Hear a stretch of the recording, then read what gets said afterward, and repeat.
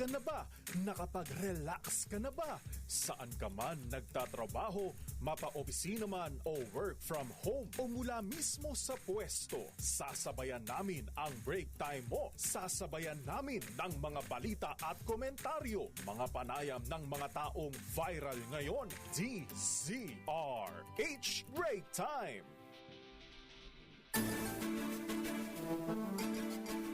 Magandang hapon, Luzon, Visayas, Mindanao. Ngayon ay ika-27 araw sa buwan ng Agosto. At narito na po ang inyong mga tagapagbalita ngayong oras ng break time. Ako po si Thea Petro Corpuz. At Ray Sibayan, ang alam po nila kay Mayor Deo Makalma para pa rin po sa DZRH. Una sa Pilipinas. Una sa Pilipino, hindi na tayo magpapatumpik-tumpik-tumpik pa. RH Break Time! Narito na ang ating mga headlines. Malagim na flash flood sa Nepal, walang nadamay na Pinoy ayon yan sa Malacanang. Death toll sa Nepal flash flood umabot na raw po sa may 100. 65 mga nawawala na sa 1,500. Robin Padilla Law, hiniling ng DILG na walang piyansa at mas mabigat ang parusa. Insertion sa proposed 7.2 trillion pesos 2027 national budget, hindi raw papayagan ng Senado. Paghahambing sa mga bayani at sa mga alias ng confidential funds ni VP Sara, binanatan sa Kongreso. Lasal Green Hills ginalugad ng mga pulis dahil sa security concern, face-to-face classes sinuspinde. Higit 12 bilyong pisong shabu at iba pang iligal na droga winasak ng PIDEA. 22 katao arestado naman sa gun ban at iba pang mga paglabag sa BARM election. Barangay election sa isang bayan sa Iloilo. Barangay official. Barangay officials. Diyos ko, excited ata ako sa barangay elections. Barangay official sa isang bayan sa Iloilo nag-resign. Uy. Dahil sa Ano? mabahong poultry business. Ganon? Ano yun? Siya yung may Lahat ba ng mga barangay official wala silang nagawa? Ano bang, baka mataas yung katungkulan niya sa barangay. Hindi niya ba kayang linisin ang kanyang poultry? 33 DOH hospitals nagbukas ng kanilang leptospirosis fast lanes sa 5 rehiyon sa bansa. Yan ang ating mga headlines. Narito na ang detalye ng ating mga balita. RH Break Time! Umabot na sa 165 ang napaulat na namatay dahil sa malawakang flash flood at mudslide sa Himalayan border ng Nepal at China's Tibet. Ayon sa mga ulat ng international media, nasa higit 1,500 ang iniulat na nawawala. Nakaramihan ay mga dayuhan mula sa India, Estados Unidos, Australia, United Kingdom at iba pang mga bansa. Posible umanong nagmula ang flash flood at mudslide sa ice rock avalanche bunsod ng lindol sa Lendekola River sa Nepal. Kumalat ngayon online ang video at CCTV footage ng pangyayari kung saan makikita ang pagtangay ng rumaragasang tubig at putik sa mga tao, sasakyan at pagkapinsala mga infrastruktura sa lugar. Nangako ng Amerika, China, the European Union at India na magbibigay ng tulong at magpapadala ng relief supplies sa Nepal. Nakakalungkot yan, no? So devastating. Ikinalungkot nga ho ni Pangulong Ferdinand Marcos Jr. ang nangyaring flash flood sa Nepal na ikinamatay ng daan-daan katao doon. Ayon po kay Palace Press Officer Claire Castro, dasal ng Pangulo na maging maka-agapay o maka-recover ang kalagayan ng mga naapektuhan ng kalamidad. Kaugnay po nito, iniulat ni Castro na walang natanggap na impormasyon ang Department of Foreign Affairs na may Pilipinong nadamay sa flash flood sa Nepal. Hanggang kaninang umagay, wala umanong naitatalang Filipino casualty sa naturang trahedya. Subalit, patuloy manong sumusubaybay at naipag-ugnay naman ng pamahalaan ng Pilipinas para po sa karagdagang updates mula sa Nepal. Binanggit naman ng DFA na mayroong 128 Pilipino sa Nepal na karamihan ay kababaihang napangasawa ng Nepalese. At mula naman sa Overseas Workers Welfare Administration ay may 18 overseas Filipino workers sa naturang bansa. As of now, ay wala pa po na naibabalita na may naapektuhan po na ating mga kababayan. Pero ang pamahalaan po, ang administrasyon, sa panguna po ng ating Pangulo ay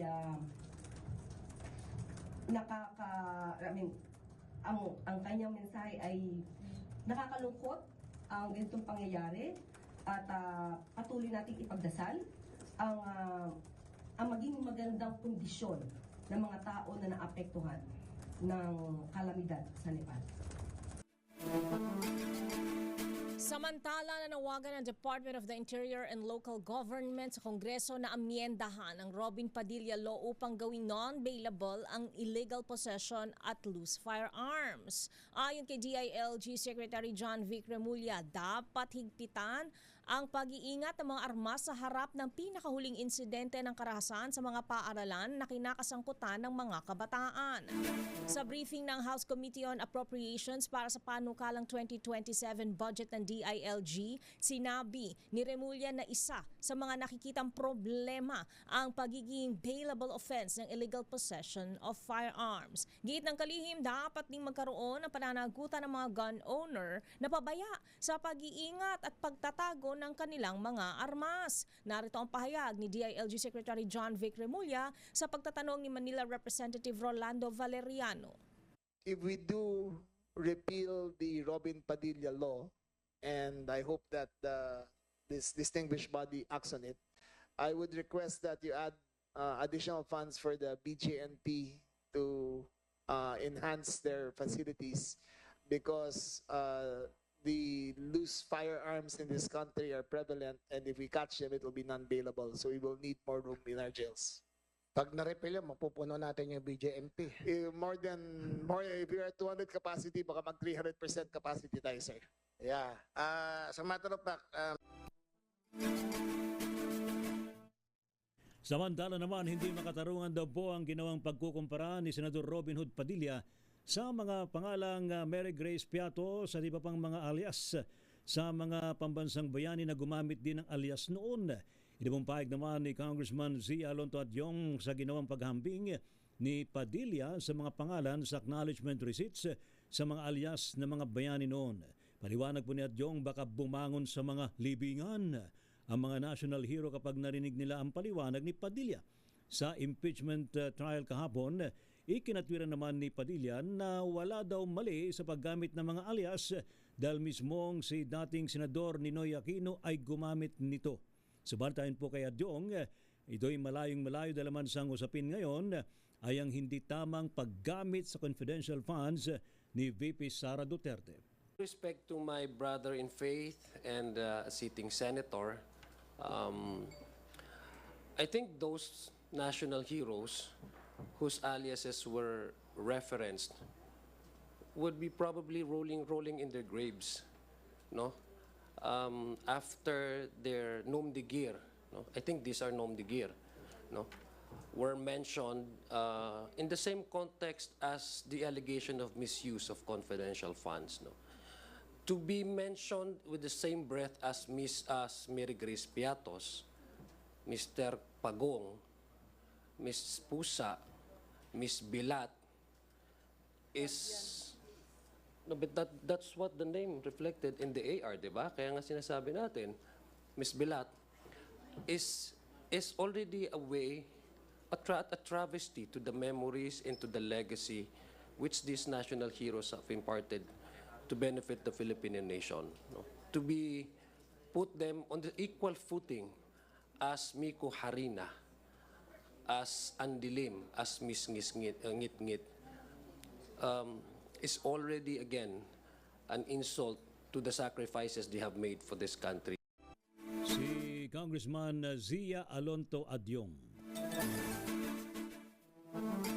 Sa iba pang balita, tiniyak ng trending na senator na si Senator J.V. Ejercito bilang chairman ng Senate Committee on Finance na walang mangyayaring insertions sa pagtalakay sa 7.2 trillion pesos proposed 2027 national budget.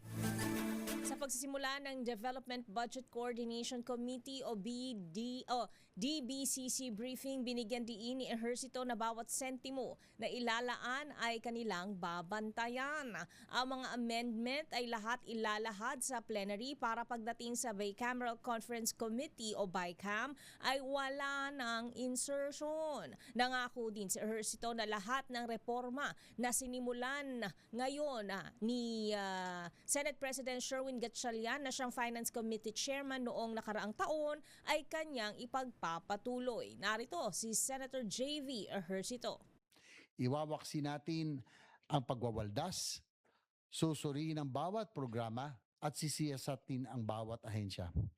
Dahil back to basics, dapat may pananagutan sa bawat piso at bawat sentimo ang ginagastos ng gobyerno. Sa lahat ng mga naging kontrobersya, lalo na sa mga questionable flood control projects, hindi pwedeng maging business as usual na lamang ang ating budget process.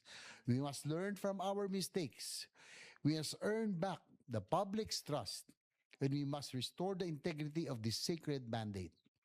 Here's how we can make this happen. Any individual amendments should be made on the floor during budget deliberations and debates. Full stop. Babantayan at ipagbabawal na natin ang anumang last-minute insertions sa Bicameral Conference Committee. Samantala naman sa iba pang balita, nakadagdang magpulong po ang mga opisyal ng Pilipinas at Meta ngayong araw na ito matapos naman ang insidente ng pamaril sa loob ng eskwelahan dyan po sa may Zamboanga at maging sa Tacloban, Leyte. Biyahe pa Singapore si NBI Director Melvin Matibag, kasama naman ang mga kinatawan ng Office of the President, Office of the Speaker, Department of Information and Communications Technology at maging ng Cybercrime Investigation and Coordinating Center para po sa isang high-end meeting kung saan pag-uusapan daw po ang mga posibleng solusyon sa mga nangyayaring karahasan sa mga eskwelahan. Tatalakayin din po dito mga natukoy ng Bureau na grupo ng online groomers o yung mga nangihimok sa mga bata at minor de edad na gumawa ng karahasan. Sinisilip at kukwestiyonin din daw po ng NBI ang pagpapatupad ng safety protocols ng Facebook matapos na i-live pa umano ng 14 anyos na shooter ang ginawa niyang pamaril noon sa Ateneo de Zamboanga sa naturang social media platform. Samantala, kinumpirma ng Mandaluyong City Police na isang estudyante na nagpakilalang shooter ang natukoy sa security concern sa Lasal Green Hills ngayong araw. Ayon kay Mandaluyong Chief of Police Colonel Reynan Patam, nagsumbong sa kanilang mga magulang ang ilang mga estudyante matapos magpadala ng mensahe ang learner sa kanilang group chat na shooter ako, mag-ingat kayo. Sinabi ni Patam na nakatakdang kausapin ang pamunuan ng paaralan ng estudyante at kanyang mga guardian kaugnay ng insidente. Narito ang bahagi ng panayam kay Colonel Patam. Naka-online class po sila. So, nag-reach out naman na po yung school official sa parents. So, anytime po, magkakaroon po sila ng pag-uusap. Ito rin po yung ating kapulisan.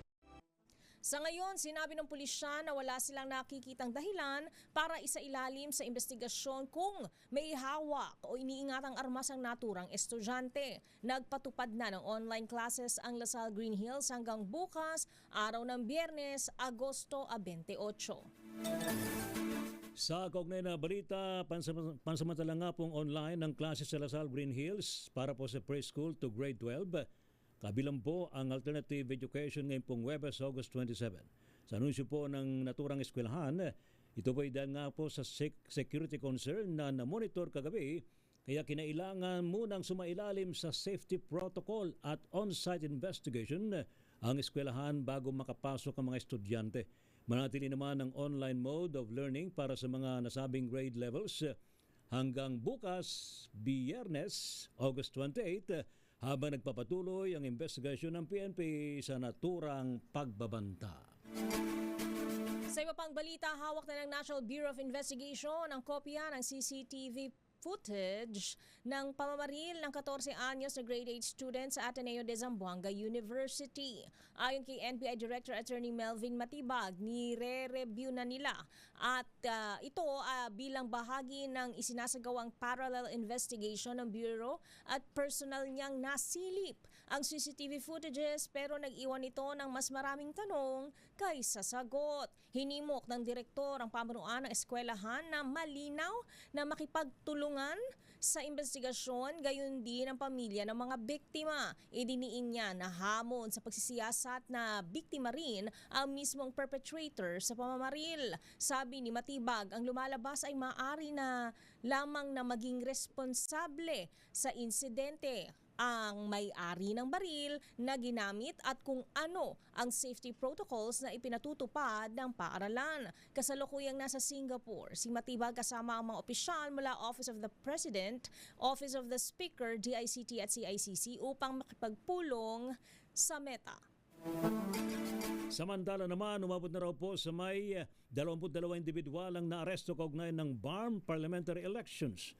Ayon po sa datos ng PNP at ng COMELEC, karamihan po sa mga naresto ay dahil sa paglabag sa ganban kung saan nakumpiska daw po ang may 31 mga armas, 7 pampasabog at 117 mga bala. Nagsimulang ganban noong July 16 kasabay po ng election period para po sa unang parliamentary election sa BARM na nakatakda sa September 16. Samantala umabot naman sa may higit sa 27,000 COMELEC checkpoints ang naipatupad sa reyon para mapanatili ang seguridad at kapayapaan bago at habang isinasagawa ang eleksyon. Babalikan pa natin yung pang detalye ng ating mga nagbabagang balita. Nako, barangay official sa isang bayan sa Iloilo nag-resign. Bakit? Dahil sa makyoho daw. Na? Bantut na poultry business. Nakabangbangsit. Oo.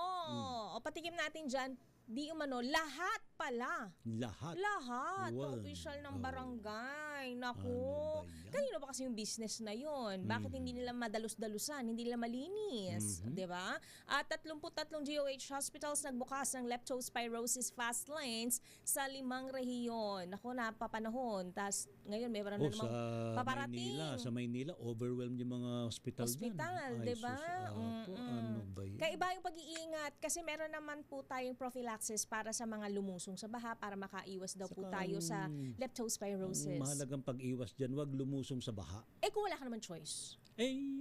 Pag lumusong nga, hingi agad ng gamot sa health center para wag na natin. Magsuot ka rin ng proteksyon. Bota. Diba? Magbota ka. Kung lalagpas sa bota, meron na tayong sinusuot magplastic ka. Ay, yung parang jumpsuit siya. Diba? Yung mga kapote from na the toes up to here, chest level, diba? Pero, syempre, di mo naman na-expect yun Kailan lang mga kababayan natin ka ng lobo. Lobo? Ako yung may lobo. Ikaw yung nasa loob ng lobo. Lumipad sa langit. Di ko na nakita. Pumutok na pala. Di sayang lang. Ay, naku po. Ewan ko sa ating dalawa. Ano ba nangyayari sa ating ngayong araw na ito? Pilipinas, ang oras, alas 4:27. Kayo nakatutok pa rin sa ating palatuntunang break time. Kasama pa rin Thea Petro Corpus. At Ray Sibayan. Alas 4:27 pa rin po. Nasang oras, alas 4:36 ng hapon.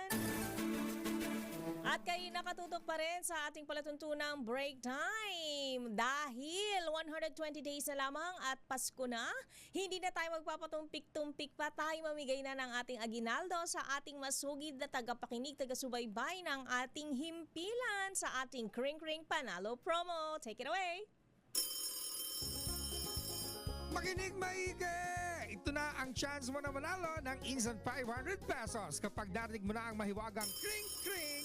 Tignan mo na ang iyong cellphone, baka ikaw na ang susunod naming winner sa Kring Kring Panalo Malakas sa telepono.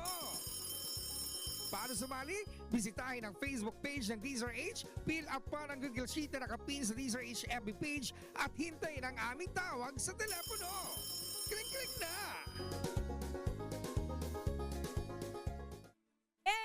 mamaya pagka nakubra na ng ating winner ang kanyang 500 piso, sa kanya naman tayo mamamasko. What do you think, Winner Pearl? At ang ating masugid na taga-subaybay ay mula sa Pasig City. Magandang hapon sa'yo. Magandang hapon po. Hello, Ate Krisha. Pagtitibayin mo ba ang katotohanan na ang kauna-unahang himpilan ng radyo ang tunay na number 1 hindi lamang sa puso ni Ate Krisha kundi sa puso ng lahat ng taga-Pasig City? Yes po. At anong himpilan ng radyo ang tinutukoy, Ate Krisha? Magtibay! DCRH. Maraming salamat. Congratulations. Makukubra mo na ang iyong 500 piso kay Winner Pearl Tesoro. At ipagpapatuloy na natin ang pabibigay ng ating detalye sa ating mga nagbabagang balita. RH Break Time. Standby sa ating mga reports, standby Miss Leth, Raymond Milky. Iginiit ng pambansang pulisya na isolated lamang ang napaulat na komprontasyon ng kanilang mga tauhan sa Bureau of Customs. Ito ay kahit may impormasyong bata raw ng politiko ang mga tauhan ng Highway Patrol Group na sinibak makaraang ireklamo ng customs sa isang operasyon sa Santa Maria, Bulacan. Ayon kay PNP spokesperson Police Colonel Alan Reyco, ipinag-utos na ni PNP Chief General Jose Melencio Nartates Jr. ang pagsisiyasat sa naturang insidente. Alinsunod ito sa pahayag ng Malacanang na kailangang may maparusahan sakaling mapag-alamang nagkaroon ng pagkukulang. Sabi pa ni Ko, walang excuse ang PNP pero premature pa para malaman kung kaninong pahayag ang paniniwalaan ng mga otoridad. Samantala, inaaral naman ng Philippine Air Force ang planong dagdag na military-grade drone sa kanilang fleet. Ito po'y kasunod ng pahayag naman ni Defense Secretary Gibo Teodoro na may ugnay na raw po ang Pilipinas sa mga bansang may expertise sa naturang usapin. Ayon po kay Major General Alvin Hate, Chief of Air Staff ng naturang hukbo, may technical working group ng sumusuri sa mga kailangan nilang specifications. Subalit sa ngayon ay may iba't ibang sistema ng unmanned aerial vehicles ng nagagamit ang Air Force sa mga operasyon nito na nagsisilbing mata sa papawirin, hindi lamang sa panahon ng gyera kundi maging sa kalamidad. Ipasok naman natin ang mga reports mula sa labas ng ating himpilan. Malacanang iginiit na nasa gumagamit ang problema sa pagkakaroon ng issue sa paggasta ng confidential at intelligence funds. Bakit? Paano ba dapat? RH14, Leth Narciso, pakidetalya, Miss Leth. Ms. Thea Ray, iginiit ng Malacanang na malinaw ang mga patakaran sa paggasta ng confidential at intelligence funds. Ayon kay Palace Press Officer Claire Castro, kung susundin lang ang mga itinakdang panuntunan sa Joint Memorandum Circular 2015-01, walang magiging problema sa paggamit ng CIF. Pahayag ito ni Castro kaugnay ng plano ng Commission on Audit na amyendahan ang umiiral na rules sa paggamit ng CIF kasunod ng lumutang na mga issue sa impeachment trial ni Vice President Sara Duterte. Isa ang Office of the President sa mga tumatanggap ng CIF sa ilalim ng national budget. Binigyan din ni Castro na nakasalalay sa taong gumagamit ang wastong paggastos ng pondo. Kung tapat-an niya ay walang magiging problema dahil magagawang panindigan, bigyang katwiran at ideklara ng tama ang paggastos. Pero kung sadyang may balak na manloko at gumawa ng anomalya, ay dito nagagawang mapaikutan ang rules. Pakinggan natin si Jose Castro. Kung ikaw naman din ay honest sa iyong liquidation report, hindi naman po talaga masyadong problema kung dapat isa-isa ang provision para hindi ka makagawa ng anomalya. So nasa tao po minsan eh. Kapag ka talaga ikaw nag-iisip na gumawa ng anomalya, iikutan mo ang batas at rules. Si Palace Press Officer Claire Castro. Ito si Leth Narciso para sa DZRH. Una sa Pilipinas, una sa Pilipino. Thank you. Maraming salamat, Ms. Leth. Samantala naman, pagbabawal daw po sa mga partido na pag-usapan ang merito na impeachment case suportado daw po ng mga senador. Report mula sa Senado, RH28, Lakay Raymond at Paz. Lakay Raymond. Great, sinuportado ng mga senador ang inilabas na ruling ni impeachment trial presiding officer Senator Chis Escudero na mahigpit na ipatupad ang Rule 18 ng impeachment court.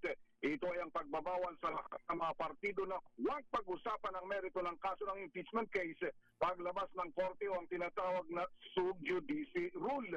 Ayon kay Senate President Sherwin Gatchalian, patas para sa lahat ang ruling na inilabas ni Senador Escudero dahil tanggap naman nila na nakatutokso talagang magsalita sa media, ngunit hindi dapat pag-usapan ang merito ng kaso. Sabi ni Gatchalian, kung may tumutol dito ay dapat may tumayo na sa mga senador nung inilabas ang ruling.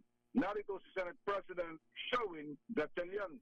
I think it's for the good kasi nga nakikita ko rin yung mga interviews ng mga lawyers on both sides at tempting kasi yung camera no? Tempting rin na may nag-i-interview sa labas. Pag dumadaan sila, nakikita ko, ini-interview nyo.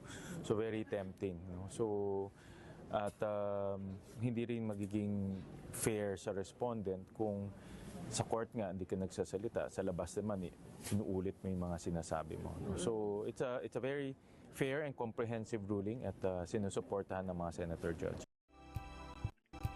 Si Senate President Sherwin Gatchalian, ito si RH Take Raymond at para sa DZRH, una sa Pilipinas, una sa Pilipino. Maraming salamat kay Raymond. Samantala, komposisyon ng House Prosecution Team posibleng mabawasan ang bilang pagtugon sa Rule 18 ng Senate Impeachment Court. Sino ang maliligwak? Sinong tatanggalin? I-detail mo balitang yan, RH12, Milky Ganan. Manang Milky. Teya, posibleng mag-adjust ang House Prosecution Team sa komposisyon ng House Prosecution Panel. Ito ay bilang pagtugon sa inilabas na patakaran na Rule 18 ng Senate Impeachment Court tungkol sa sub judice ruling. Ayon kay Prosecution Spokesperson Zia Alonto Adyong, bagamat tinatalakay pa ito ng Prosecution Team, ilang option, ang ilang House Prosecutor ay magiging trial spokesperson na lamang. Sabi ni Adyong, sa ngayon, 11 House Prosecution Team at naman kinakailangang panatilihin ng 11 members at pwedeng bawasan ang komposisyon. Sa Rule 18 na binasa na Escudero, ang mga prosecutor na nagsisilbi din na spokesperson ay kailangang pumili ng isa na lamang posisyon na kanilang gagampanan. Paliwanag ni Adyong, baka palawakin ng miyembro ng communications team sa pamagitan ng pagtatalaga ng dagdag na mga spokespersons. Sa ngayon, bukod kay Adyong, ang mga prosecution spokespersons ay sina dating Representative Robert A. Barbers, Kabataan Party List Representative Rene Co. at Attorney Jay Tolosa na miyembro rin ng House Prosecution Panel. Ako si Milky Guna nagulat para sa DZRH, una sa Pilipinas, una sa Pilipino. Thank you, Milky. Samantala naman, Philippine National Police at ang Armed Forces of the Philippines sabay nakatodo alerto na raw po sa BARM elections. Ating alamin sa report ni RH52 Edniel Parosa. Edniel. Babalikan na lang natin si Edniel. Si Edniel. Dito muna tayo sa report ni Miss Ayan, Manila okay na. Girl. Okay na ba? Okay na. Go ahead, Edniel, sa iyong report. Edniel. Ray at Miss Dea, 98% ng handa, 98% ng handang seguridad para sa makasaysayang Bangsamoro Parliamentary Elections sa 14 ng Setyembre. Ay kay Philippine National Police Spokesman, Police Colonel Allen Rico, nakataas na heightened alert sa Bangsamoro Autonomous Region in Muslim Mindanao. Nakalaan naman ang natitirang bahagdan o yung 2% na preparasyon para sa 2 weeks o maliliit pang adjustment bago halalan susunod na buwan. Ginawa ni Kong pahayag matapos ang huling command conference ng BARM Polls na isinagawa sa Camp Pendaton sa may Maguindanao del Norte. Pakinggan natin ang police official. As of now, at sinabi nga po ng ating good secretary that we are already 98% prepared or complete ang ating preparations, 98%. So what is the 2%? Ito po yung mga tweaking natin or yung adjustments, fine-tuning as the situation, new situation emerge or magbago po ang sitwasyon. Bukod kina Interior Secretary John Vic Remulla at PNP Chief Police General Jose Melanchon Artatis Jr., personal tingin inspeksyon ni Armed Forces Chief of Staff General Antonio Naparete Jr. ang kahandaan ng Western Mindanao Command. Binisita rin ni Naparete ang 16th Infantry Battalion at ipinaalalang panatilihin ang kanilang heightened vigilance sa election areas. Parehong tiniyak ng PNP at AFP na handa ang kanilang contingency plans sa kahit anong eventuality o bantang pansiguridad na lilitaw kaugnay ng halalan.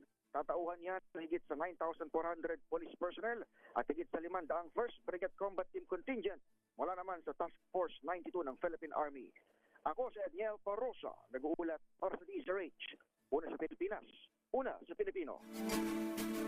Maraming salamat, Edniel. Samantala, pagtaas ng kaso ng leptospirosis sa bansa, hindi pa alarming. Ayon sa isang eksperto. Idetalyo ang balitang yan, RH9. Tina Manila Girl Nolasco. Tina. Ms. Thea, tiniyak nga ni Dr. Ron Cinsulante, Chairman at Head ng Adult Infectious Diseases and Tropical Medicine Department ng San Lazaro Hospital sa Maynila, na hindi pa maituturing sa ngayon na nakakaalarma ang patuloy na pagtaas ng kaso ng leptospirosis sa buong bansa. Sa ambush interview sa pagbisita ni DOH Secretary Edwin Mercado sa nasabing ospital ngayong araw, paliwanag ni Dr. Zulante na kailangan lamang gawin sa ngayon ay agarang magpa-check up kung may sintomas upang maagapan bago pa maging severe case. Pakinggan natin si Dr. Zulante. Pag alarming hindi naman, kaya pa natin. No? Kasi ang importante lang dito na yung may mga sintomas, magpunta ka agad sa hospital para hindi darating doon na pagdating nila severe na. Kasi mataas din ang mortality niya pag severe. No? Dagdag pa ng eksperto para naman matukoy kung isa na itong outbreak, kailangan pangbalikan ang record sa mga nakalipas na taon at tukuyin kung ngayong 2026 ang pinakamataas na kaso. Kaugnay nito, aabot na sa 155 na leptospirosis patient ang naka-admit sa San Lazaro Hospital at karamihan sa mga ito ay edad 19 hanggang 35 habang siyam na ang nasawi ngayong buwan, edad 22 to 59. Bunsod dito, paalala ni DOH Secretary Edwin Mercado, agarang magpa-check up sakaling makaranas ng anumang sintomas.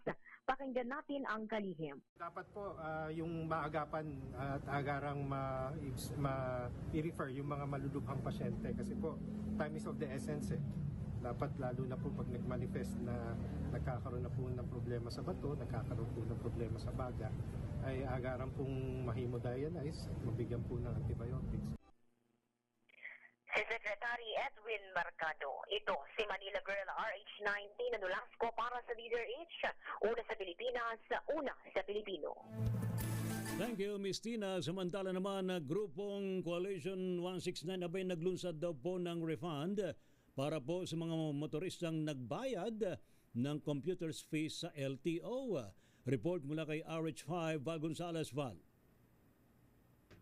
Ray, inilunsad ngayon ng Coalition 169 ang Refund 169, isang pambansang kampanya para sa pagsasailalim sa legal review at pagbabalik ng 28.56 bilyong pisong nabayaran na computer fee na siningil ng LTO sa mga motorista, suportado ng grupong PELTAP at MC Taxi Community at iba't iba pang grupo ng transport at consumer, maging ang kabataan ang nabanggit na pagbabalik sa nauna ng siningil. Ayon sa coalition, ang 28.56 billion peso ay mula sa 169.6 na computer fee na siningil mula February 10, 2013 hanggang ngayon gamit ang Stratcom-operated na LTO IT system.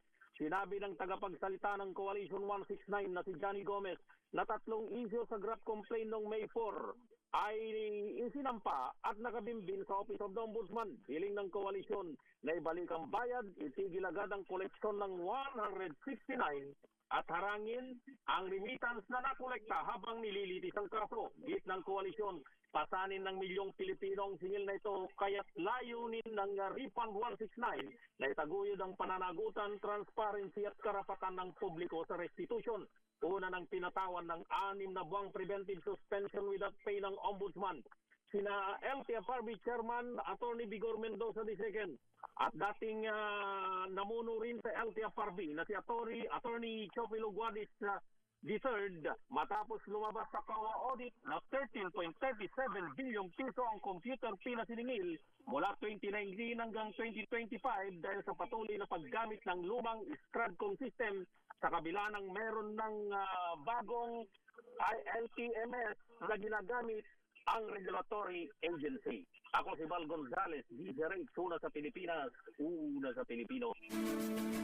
Maraming salamat, Val. Samantala, Skills Compass ng TESDA tumutulong sa mga Pilipino na makagawa ng matalinong pagpili ng career. Ida tayo mabalitang yan, RH27, Noche Kakas. Noche!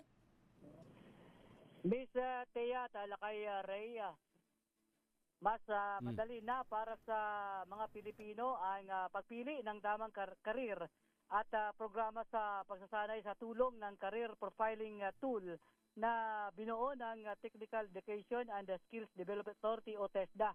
Layunin nitong itugma ang mga interes, kakayahan at kasanayan ng mga mag-aaral sa angkop na mga landas sa Technical Vocational Education and Training o TVET. Tinawag na TESDA Skills Compass Career Orientation and Matching for Professional Advancement and Support System na opisyal na inilunsad ang nasabing tool kamakailan. Pinalalakas ng inisyatibong hakbang upang matulungan ang mga Pilipino na makagawa ng mas may sapat na kaalaman at batayang desisyon hinggil sa pagpapaunlad ng training at career. Matapos makumpleto ang assessment, tutulungan ng isang TESDA Guidance Counselor o yung Career Advocate ang mag-aaral na maunawaan ang mga resulta at tukuyin ang mga TVET qualification o training program na naaangkop batay sa kanilang profile. Noche! Kumusta ang yung panahon ngayon? Makulimlim ba?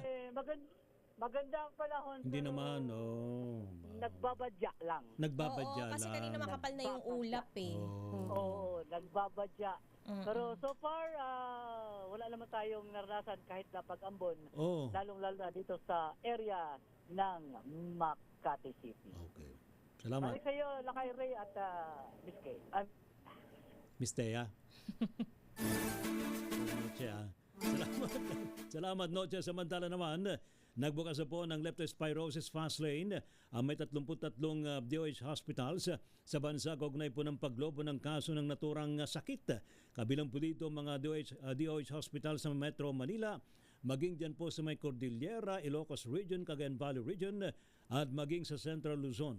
Nagpapatupad na rin daw po ng surge capacity management ang Department of Health para matiyak na sapat pa rin ang mga kama at medisina para sa mga pasyenteng kailangang i-admit.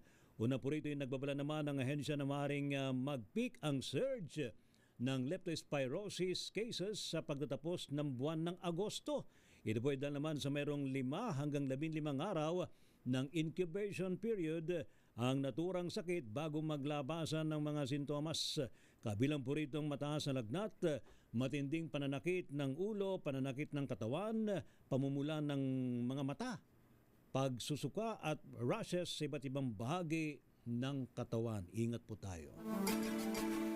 At bumaba nga sa pwesto ang lahat ng opisyal ng Barangay Linubayan sa Tigbuan, Iloilo bilang protesta sa hindi maaksyonan ng lokal na pamahalaan na isang mabahong poultry business. Ayon kay Rene Tanyo, punong barangay, 1 taon nang inirereklamo ng kanilang residente ang mabahong poultry pero hindi ito sinusolusyonan. Depensa ng Municipal Environment and Natural Resources Office o MENRO na sumuri matapos silang magreklamo, minimal lang ang problema sa poultry kaya hindi ito ipinasara. Saad pa ni Tanyo, sila pa anya ang kinasuhan ng may-ari ng poultry business at wala umanong ginawa ang alkalde ng lungsod dito. Ang tanong ko ngayon, ano ba yung nauna? Ba't walang ginawa yung mayor? Yung poultry business ba o yung mga residente o sino ang nauna? Tapos bakit nga ito daw o minimal lang daw? So ano yung pag minimal ang problema, ano yun? A little bit of spray, linis-linis, ganun ba yung minimal? Pero baho. Super langaw yan kadalasan, di ba? Pagka mga farm na ganyan. Ay, pasintabi ho sa mga nagme-merienda, sa mga nagbe-break time. Naka-break time, yes. Samantala muli naman nagbuga ng abo ang bulkang Mayon sa Albay ngayong pong araw nito ng Huwebes. Naitala po ng Feebox. Alas 9 kanina umaga na umabot sa may 500 metro ang taas na ibinugang abo. Patungo daw po o tinangay po ito patungong silangang hilagang silangan po ng naturang bulkan. Natili naman sa alert level 2 ang bulkang Mayon kung saan ipinagbabawal po ang pagpasok sa loob ng 6 na kilometrong permanent danger zone at paglipad ng anumang sakyang pangpapawirin malapit sa crater ng bulkan. Sa iba pang balita, ininspeksyon nila DPWH Secretary Vince Dizon at NLEX Corporation President Luis Reñon ang drainage system sa kahabaan ng EDSA Balintawak sa Quezon City. Kasunod ito ng pag-apaw ng creek sa lugar at nagdulot ng hanggang baywang na baha sa EDSA Balintawak noong nakaraang linggo na nagdulot pa ng matinding trapiko. Ayon kay Dizon, kritikal na solusyon para dito ang pagpatayo ng malaking detention basin kasabay na rin ang pagpapalaki ng pumping station na target matapos sa susunod na taon.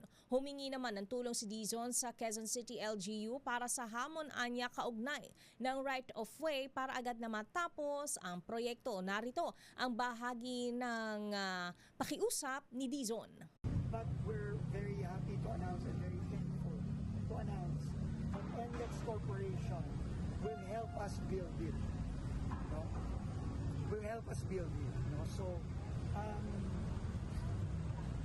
ang importante dito is kung makuha natin yung right of way with the help of QC, nandito si Engineer Deo, kung kaya natin magawa. Ano nga ba yun? Kaya basta sama-sama. Ano yun? Kay Dizon, ano yun? Right of way. Right of way. Oo, para maisagawa na may mga proyekto ng matiwasay. At baka sa mabigyan ng tamang kompensasyon yung mga tatamaan. At tawag dito, relocation. Kapag hindi naman talaga nila property yung tatamaan. Nakasama niyo po na naman sa isa na naman edisyon ng Break Time. Ako po si Thea Petro Corpus. At Ray Sibayan, sangalan pa rin po nila kay Mayor. Lakay Mayor, kumusta ka na? Deo, makalma. Inunahan niya tayo sa paglalabas sa pagsasampay. Oo, kasi sinasamantala niya ngayon. Kasi baka a couple of days from now, uulan na naman. Yes. Ano ba yan? Inunahan niya, inagapan na niya ang bagyong paparating. Ayan. Para pa rin po sa DZRH, una sa Pilipinas. Una sa Pilipino, susunod po ang balansyadong pagbabalita hatid sa atin ni Ka Henry Uri at Miss Kay Karen Oyong. Pilipinas ang oras, alas 4:59 ng hapon.